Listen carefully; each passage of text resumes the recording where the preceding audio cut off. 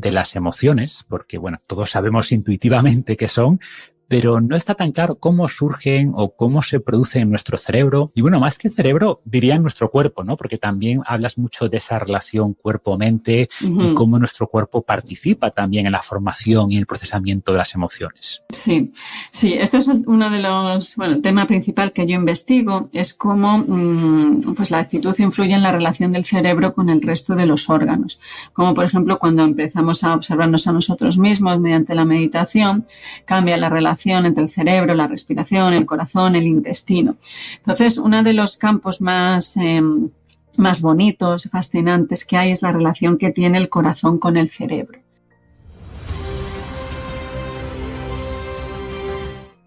Esto, pues históricamente, fíjate, ¿no? Siempre hemos estado entre esos dos reyes, el cerebro y el corazón, los cardiocentristas y cerebrocentristas, ¿no?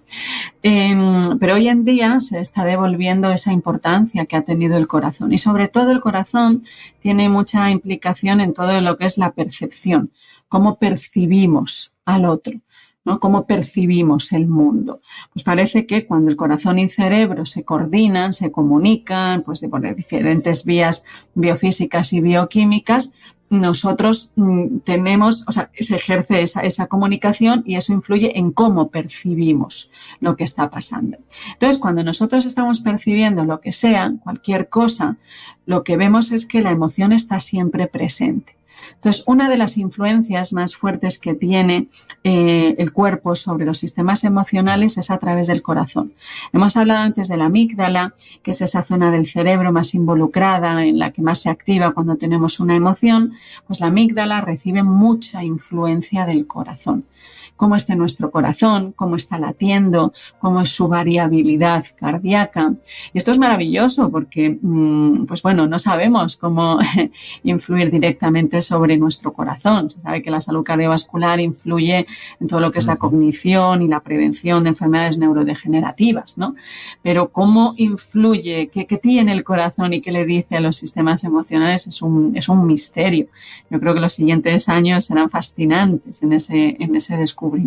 Sí, se habla mucho de esa relación como que, pues al final el corazón envía sangre y oxígeno al cerebro, pero seguramente hay algo más que eso, ¿no? Sí, por supuesto. El nervio vago le manda información constantemente de cómo está disparando el corazón, cuánto tiempo tarda, lo que hace, lo que sí, lo que no, constantemente, y según el cerebro, cómo responda al corazón, el cerebro actúa de una forma o de otra. Por ejemplo, ¿no? Para percibir cualquier cosa, para percibir lo que está pasando fuera, si mi cerebro no está respondiendo a lo que hace el corazón, yo percibo las cosas mal, se me pierde información en el camino. Es constante, no es solo una bomba hidráulica que limpia la sangre y la distribuye por el cuerpo. Esa visión fontanera ya la hemos abandonado, afortunadamente. Y con una perspectiva más práctica, ¿cómo crees que nos puede ayudar la neurociencia a gestionar mejor las emociones? Por ejemplo, sabemos que la práctica frecuente de la meditación mejora la regulación emocional. ¿Alguna recomendación más que nos puedas dar desde esta perspectiva de la neurociencia? Bueno, mira, pues todo esto que se está descubriendo de la interacción entre el cerebro y el resto del cuerpo entra dentro de lo que se llama la medicina del estilo de vida, que es una nueva rama de la medicina que sobre todo yo creo que se caracteriza por ser muy práctica, porque, muy lejos de dar recetas, que en eso siempre hay que ser muy prudente, ¿no? Y la ciencia, pues es verdad que ahí no se mete, pero sí que indica direcciones, ¿no? Pues hay que tener cuidado con esto sí, con esto no. Entonces, una de las influencias, por ejemplo, del cuerpo sobre la expresión emocional o sobre la dinámica neuronal de las estructuras involucradas en la emoción es la influencia que tiene el intestino sobre el cerebro, el intestino y el estómago, ¿vale? Sobre el cerebro. Entonces, por ejemplo, ¿qué le influye al intestino? Pues principalmente la dieta, pero también el ejercicio físico, ¿no? El ejercicio físico sabemos que es un gran regulador de toda la microbiota, esa comunidad de microorganismos que habitan en nuestro intestino. Eso se beneficia cuando hacemos ejercicio físico. Y entonces dices, vale, ¿y eso en qué? Aparte de lo que todos podemos imaginar que es nuestra salud, así más física, pues fíjate, el intestino influye sobre cómo yo me relaciono emocionalmente con los demás. Entonces, hay estudios que son maravillosos que hablan de la influencia de la dieta, directamente desde la dieta, sobre las relaciones que yo tengo con los demás, cómo percibo al otro, cómo lo interpreto, cómo me muevo emocionalmente en esas interacciones, cómo expreso mi emoción, cómo soy capaz de regularla. Entonces, por ejemplo, ¿no? Pues saber que cierto tipo de dietas y comidas, hábitos, que todos ya sabemos cuáles son los insanos, pues saber que si haces eso y ya desde que te levantas te tomas esa bebida y tal y no sé qué y esas cosas envasadas, que todos lo sabemos lo que es, pues ya sabes que te va a ser un poquito más difícil gestionar las emociones. Se lo estás poniendo un poco más difícil a tu voluntad para gestionar, ¿no? Yo siempre veo el cuerpo, ¿no? Como una tierra. Hay una frase de San Agustín que repito mucho porque me parece una belleza, ¿no? Que él decía, estamos hechos de tierra, una tierra difícil de cultivar. Pues imagínate que nuestro cuerpo fuese esa tierra sobre la que tenemos que cultivar nuestro comportamiento, nuestras emociones. Pues a esa tierra le meto una dieta absolutamente insana, una vida sedentaria. Pues esa tierra va a ser mucho, mucho más difícil de cultivar. Entonces la neurociencia nos está dando pues muchos consejos, muchas direcciones que bueno, que creo pues como que ya se sabía, ¿no? Fíjate la influencia del ejercicio físico, pero es verdad que a nivel popular la gente lo interpreta como un poco la salud, por así decirlo, corporal y lo aparta de la mental. Y no, fíjate, hacer ejercicio físico pues influye mucho en la memoria, es un gran protector de los sistemas cognitivos, de los sistemas emocionales, es un gran protector del bienestar, del estado de ánimo y la dieta también. Entonces yo creo que el estilo de vida pues cada vez es más... Es clave, ¿no? Es clave, sí. Has mencionado pues alimentación, actividad física, descanso. Al final yo siempre digo que el cerebro es materia y lo mismo que necesitamos para mantener el corazón o el intestino sano, pues coincide muchas veces con lo que va a mantener nuestro cerebro sano, ¿no? O, por ejemplo, hablas también de la influencia de algo tan sencillo como la respiración en el cerebro, ¿no? ¿Qué conexión vemos ahí entre respiración y cerebro? Bueno, eso es escandaloso. Eso nosotros estamos en un proyecto de investigación que ahora acabamos de mandar. Nosotros medimos cómo influye la respiración de ambas fosas nasales sobre la dinámica neuronal. Ya hay alguna literatura y entonces es clarísima, maravillosa y evidentísima la influencia que tiene la respiración sobre la memoria, sobre la capacidad de atención y sobre la capacidad de procesar las emociones. Se sabe que la respiración nasal es mucho más importante para el cerebro que la bucal, pero especialmente la inspiración. La gran parte de la población respira o respiramos por la boca. Es un hábito que hemos adquirido desde pequeños y es muy difícil cambiar ese hábito. Muchas veces es una adaptación a alguna dificultad que haya habido. Pero es verdad que es una de los hábitos que ha desevolucionado, es decir, que lo hacemos peor que antes, ¿no? Entonces, nadie hasta ahora hemos dado...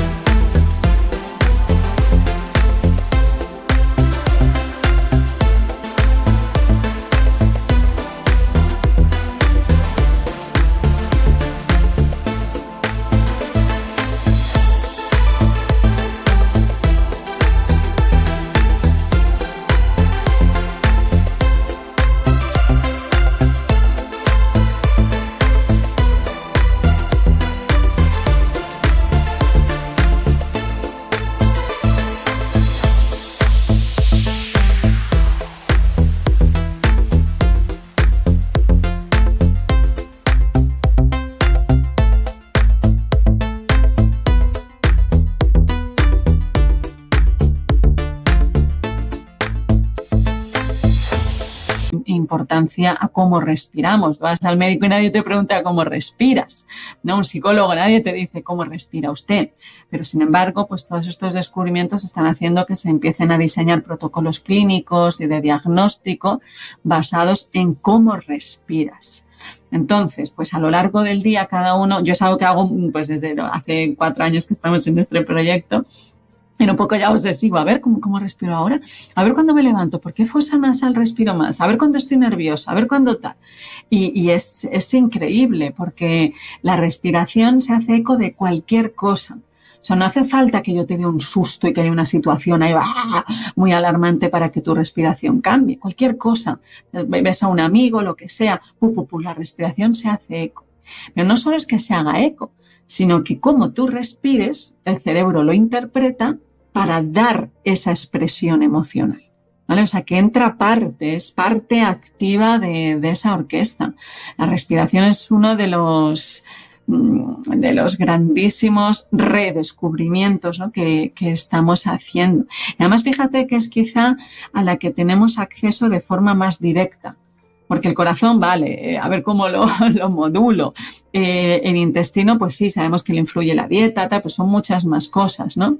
Pero la respiración yo voluntariamente puedo decir, ahora paro, ahora hago así, ahora hago así. Es decir, tenemos un acceso muy, muy directo. Entonces yo creo que uno de los secretos. Una palanca mucho más fácil de más modificar, directa. ¿no? Y además influye, como decías, incluso la fosa nasal con la que respiramos, que es sorprendente. Sí. Tremendo. Eso se ha visto que la influencia de cada una, porque mira, en el cerebro hay lo que se llama laterización. Hay veces, ¿no?, que una parte, el hemisferio derecho, trabaja un poco más que el izquierdo, ¿no? Entonces, esta simetría también se refleja en las fosas nasales. Hay veces que respiramos por la fosa nasal derecha un poco más que por la izquierda y al revés, según la situación, según los hábitos, se van alternando, ¿no? O sea, es un mundo, o sea, es una orquesta con un piano de muchas teclas del cuerpo. Y como decías antes, que lo hemos redescubierto en el sentido de que muchas técnicas milenarias de yoga ya practicaban esta respiración, en alternar la inspiración y la expiración por distintas fosas nasales. Seguramente no sabían muy bien qué estaban tocando, pero sabían que eso tenía beneficios, ¿no? Entonces es interesante que la ciencia actual de alguna manera pues respalde eso. Yo creo que sí que lo sabían. A mí cuando, por ejemplo, yo leo mucho, ¿no?, sobre diferentes tradiciones porque me parece muy inspirador todo, ¿no? Y entonces siempre te dicen, no, cuando ellos hablaban de corazón o cuando ellos hablaban de respiración es metafórico. ¿Qué metafórico? Ni que leches te están diciendo cómo. Entonces yo creo que tenían un gran conocimiento que nosotros pues ahora lo estamos expresando con otros términos, con otro detalle, con un lenguaje pues que es de nuestra época, que es un lenguaje más técnico, científico, más orgánico.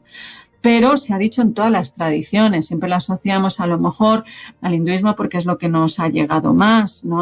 Pues esto, lo que tú hablabas del yoga, los pranayamas, pero en la tradición judeo-cristiana, fíjate, hay una...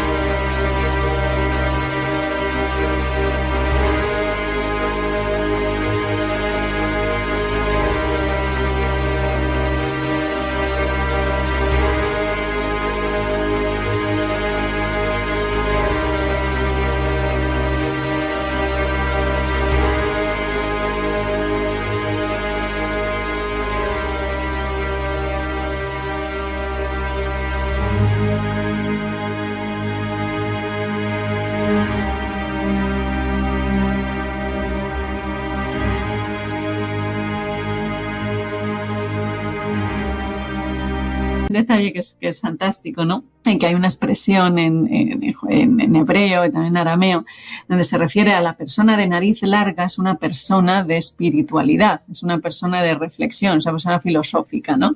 Ellos asociaban mucho la respiración y sobre todo la nasal a un desarrollo en la persona, desarrollo en sus capacidades cognitivas, especialmente la atención. O sea, que la literatura está ahí. Los egipcios tienen el libro de las respiraciones que escribe Isis, ¿no? para su hermano, donde le dice, mira, si tú quieres la longevidad y crecer en tu alma, tienes que aprender a respirar.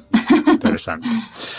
Y ya para terminar, Nazaret, y de eso has hablado de la espiritualidad ahora, y por reforzar esa conexión que intentas hacer entre lo científico y lo humanista, me gustaría preguntarte precisamente por esto, ¿no? ¿Qué sabemos sobre la espiritualidad? Que suena así un poco místico, pero tenemos muchos estudios que ligan esta espiritualidad con más bienestar, con mejor salud. Sí. ¿Qué nos puede decir la neurociencia sobre esto y cómo aconsejas cultivar esta espiritualidad? Pues mira, yo creo que es una de las palabras que a la pobre la hemos machacado, ¿no? Sí. Socialmente. Yo creo que hay mucho prejuicio. Yo creo que la gente la asocia a espiritualidad, a lo esotérico, a lo religioso, que muchas veces obviamente está ligado. Pero dentro de todos esos mundos, de la filosofía, lo religioso, lo esotérico, lo que sea, siempre hay un trasfondo, ¿no? Que es el que para mí hay que quedarse con esa semilla. Luego ya lo que se haya hecho a nivel institucional, pues ahí ya no me meto. Pero esa semilla de conocernos a nosotros mismos, de reflexionar sobre nosotros mismos, es algo que nos ha acompañado siempre, que hemos abandonado, un poco hemos desterrado quizá en los últimos 200 años y que en mi juicio, mi opinión, ha dejado un vacío que en cierto sentido lo interpretamos como orfandad.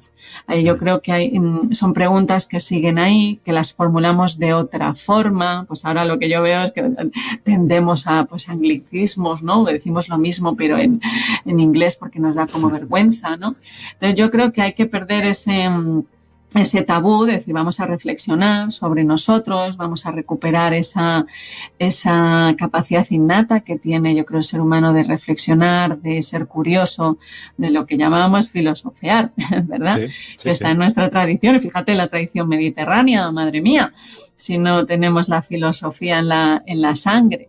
Entonces, creo que hay que recuperar esa visión porque si no, la ciencia nos quedamos solo con lo que es la información. Y hay un gran paso para mí entre información y conocimiento. Y yo creo que es ahí donde nos puede ayudar el recuperar la sabiduría de quienes saben, que no hace falta irse a miles y miles de kilómetros, ¿no? Como decía, pues en nuestras tradiciones griegas, fíjate, ¿no? Lo que han aportado los griegos, por ejemplo, en ese refugio hacia uno mismo, el conocimiento, pues la filosofía, fíjate, en el siglo XIX, XX, pues también está llena de filósofos y hoy en día contemporáneos también hay muchos que reivindican, ¿no? Pero yo sí que creo, al menos a mí me apoya en mi vida en estudiar, en apoyarme pues en aquellos que realmente creo yo que han sabido, ¿no? Como son los clásicos. Creo que hay que volver a ese estudio y compaginarlo con lo que tenemos ahora. Yo soy, creo, muy, muy conciliadora. Claro que sí. Hay que aprender de todas partes, ¿no? Y como dices, son aspectos que son muy importantes y que muchas veces se ignoran.